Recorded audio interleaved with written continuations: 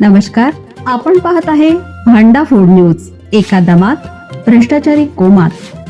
Social media, कर्जबाजारी, गुन्हेगारी, सट्टेबाजी, चोरी, मटका, जुगार, दारू, सावकारशाही, न्यायाच्या प्रतीक्षेत प्रशासन.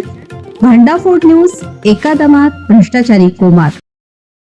सांगलीतील द्राक्ष निर्यात मंदावली, अतिवृष्टीचा फटका, हंगाम अंतिम टप्प्यात. सांगली जिल्ह्यातील द्राक्ष निर्यातीचा हंगाम आता अंतिम टप्प्यात आला आहे. मात्र यंदा हंगामाच्या सुरुवातीपासूनच निर्यातीला अपेक्षित गती मिळालेली नाही. अतिवृष्टीचा मोठा फटका बसल्याने निर्यात घटण्याची शक्यता व्यक्त केली जात आहे. सांगली जिल्ह्यातील द्राक्ष निर्यात यंदा मंदावलेली दिसत आहे. हंगाम संपत आला असतानाही निर्यात अपेक्षेपेक्षा कमी राहिली आहे. जिल्ह्यातून आजअखेर युरोपियन आणि आखाती देशामध्ये 664 कंटेनरद्वारे सुमारे 8,954 टन द्राक्षांची निर्यात करण्यात आलेली आहे. मात्र गत वर्षी झालेल्या अतिवृष्टीचा मोठा परिणाम यंदाच्या हंगामावर झाला आहे.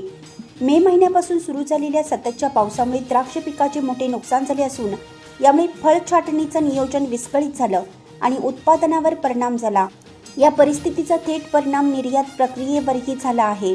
यंदा हंगामासाठी 8,356 शेतकऱ्यांनी 4,435 हेक्टर क्षेत्रावर द्राक्ष बागांची नोंदणी केली होती.